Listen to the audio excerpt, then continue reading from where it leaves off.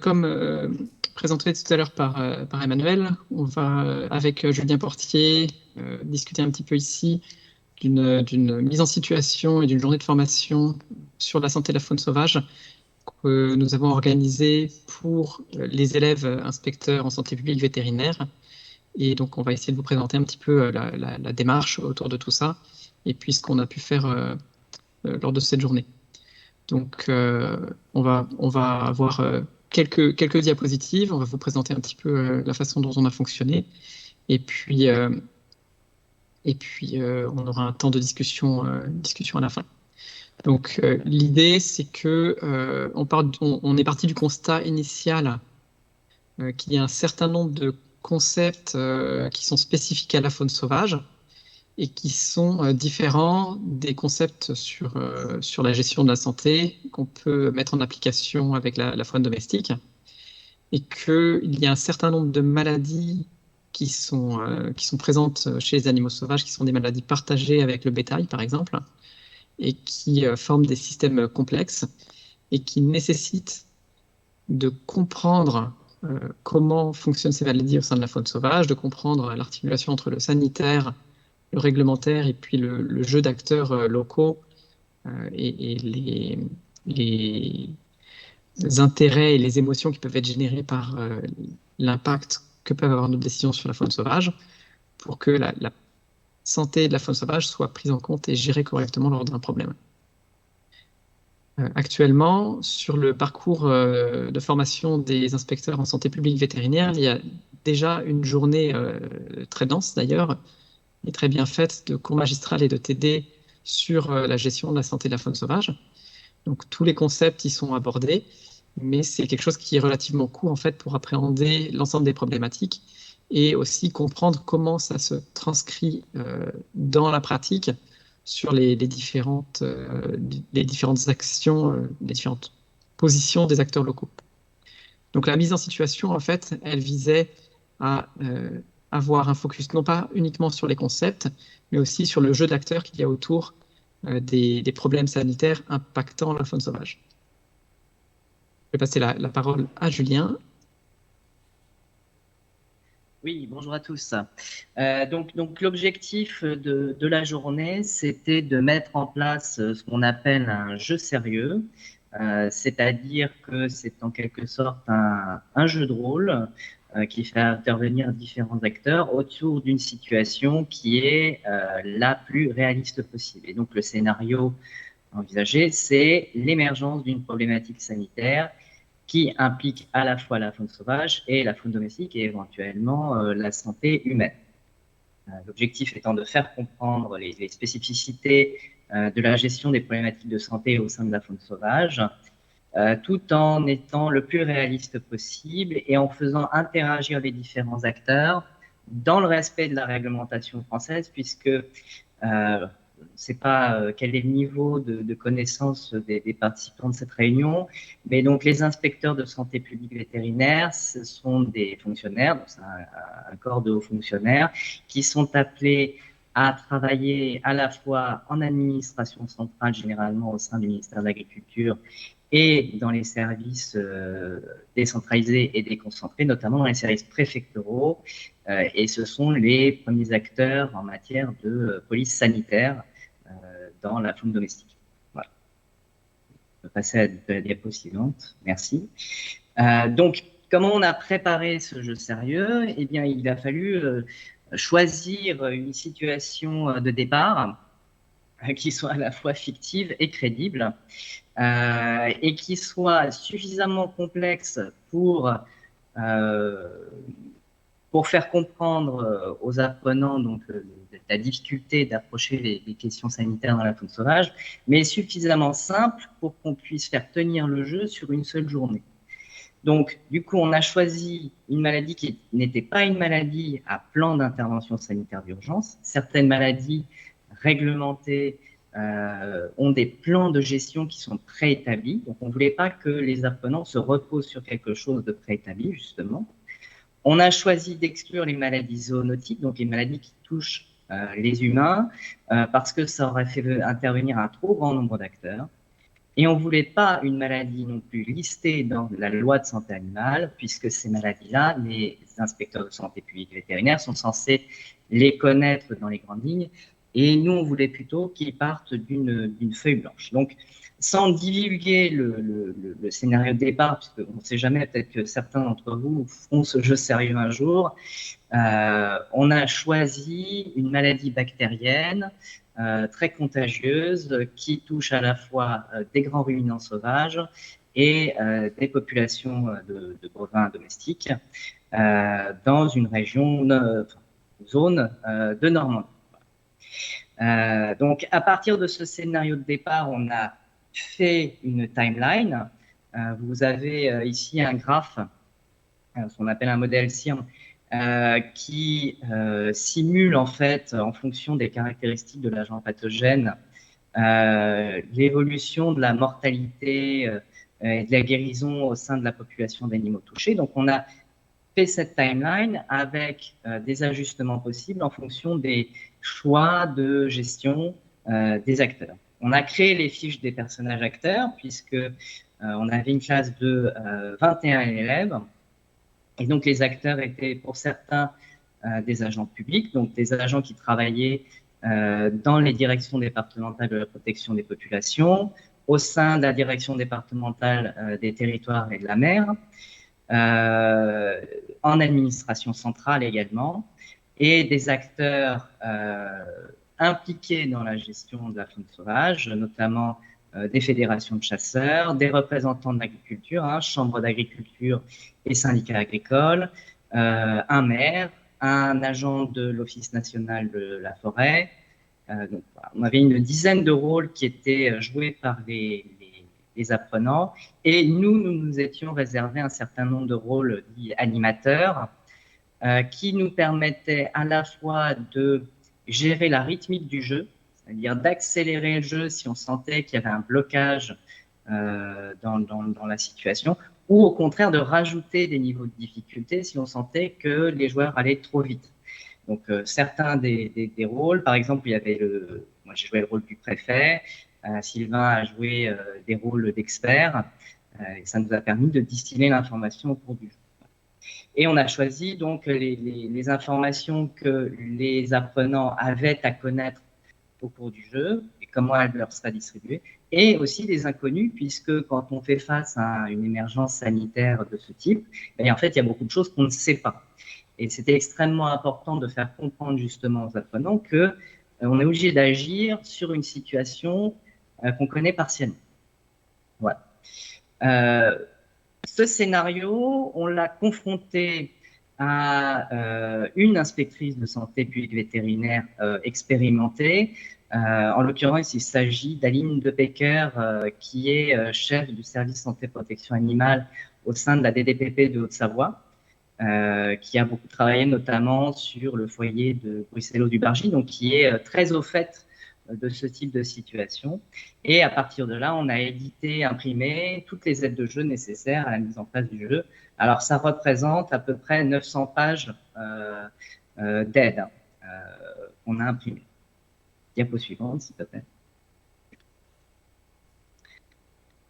La journée s'est déroulée de la façon suivante. La première demi-heure a été consacrée à la présentation du jeu, à l'explication des règles du jeu.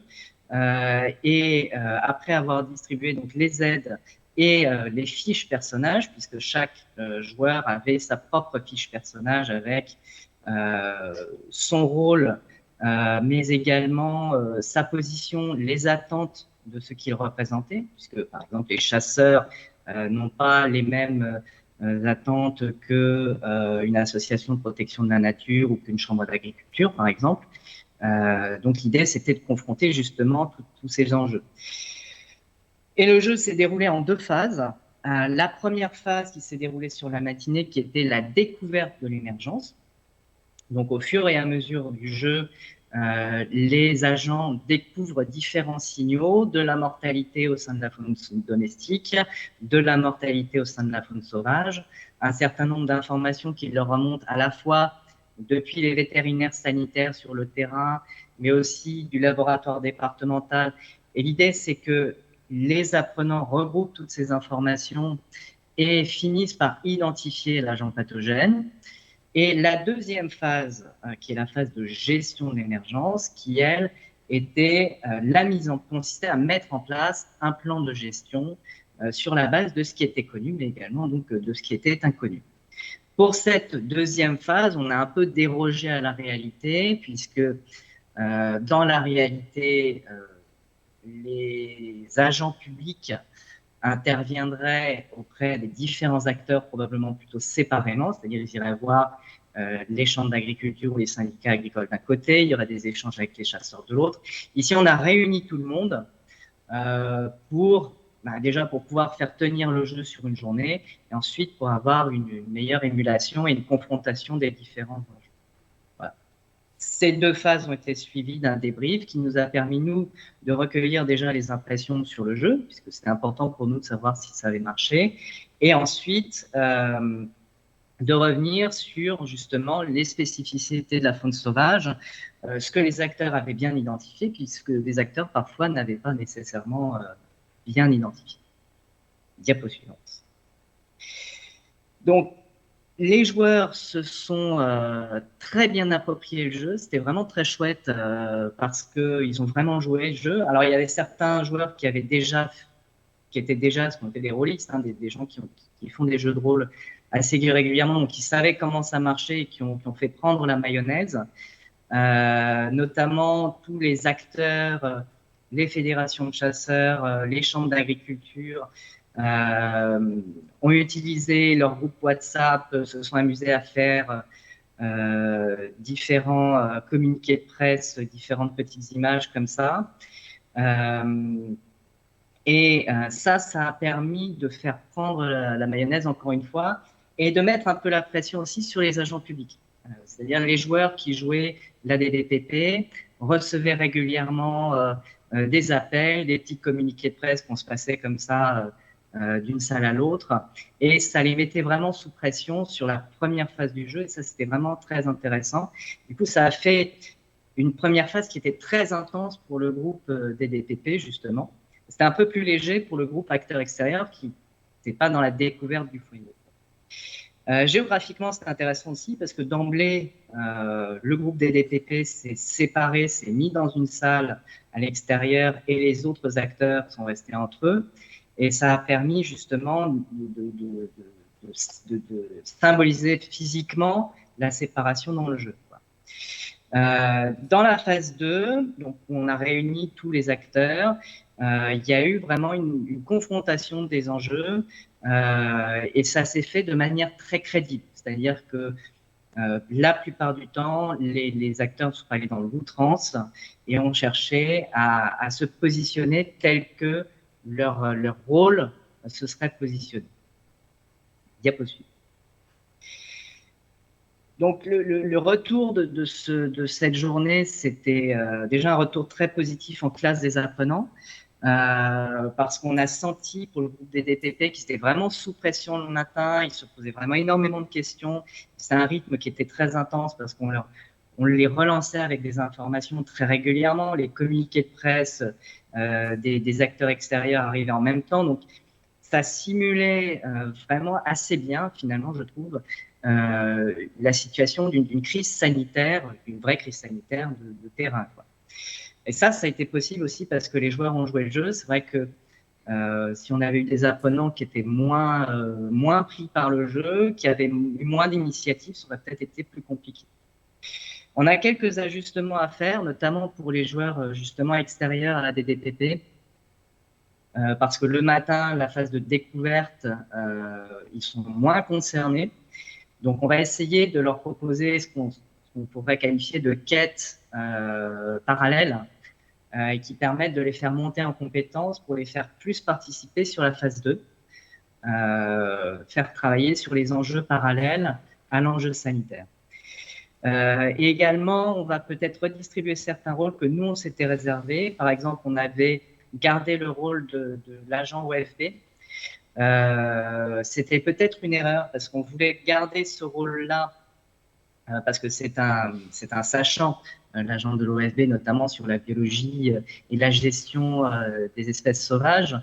Mais en l'occurrence, il nous faisait trop intervenir en tant qu'animateur et pas en tant qu'acteur. Donc, je pense que ce sera plus intéressant de le faire jouer par un joueur. Ça a très bien marché, mais on avait 21 joueurs. On aurait pu faire moins, puisqu'on a doublé certains postes, mais on peut difficilement faire plus, sachant que avec la séparation DDPP et acteurs extérieurs, on a vraiment besoin de 2 animateurs. Et c'était très intense à la fois pour les joueurs, mais aussi pour nous en tant qu'animateurs. On avait prévu au départ des petites pauses avec Sylvain pour réorienter le jeu, éventuellement faire des ajustements en cours de route. On n'a vraiment pas eu le temps de faire ça. On a été pris complètement dans le jeu. Diapo suivante. Voilà, donc au bilan, c'était une première utilisation. C'était vraiment un test. Hein. C'était quelque chose qu'on n'avait pas encore fait, mais c'était plutôt très réussi. Je crois que nous, on était contents en tant qu'animateurs. Les apprenants ont pu vraiment prendre conscience des limites de leurs connaissances et du besoin de faire appel à une expertise extérieure aussi, de la multiplicité des acteurs et de la complexité de gérer des situations sanitaires qui impliquent la faune sauvage. Donc, il y a une deuxième journée qui est prévue à l'automne 2024 avec un nouveau pool d'apprenants. Donc, ça va nous permettre de confronter à une classe différente en ayant fait les ajustements dont je vous ai parlé.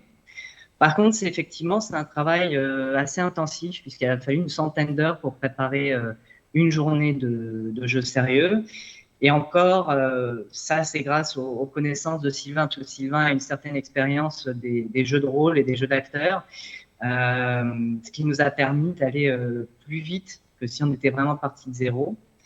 Mais c'est extrêmement intéressant et on pourra éventuellement, dans l'avenir, peut-être décliner ce type de jeu sérieux sur d'autres thématiques. On a cette maladie, donc ce jeu qui concerne une maladie relativement simple, mais pourquoi pas éventuellement développer ça sur une maladie à pan sanitaire d'urgence ou sur une maladie zoonotique en faisant intervenir des acteurs de santé humaine. D'autres pistes envisageables. Diapo suivante.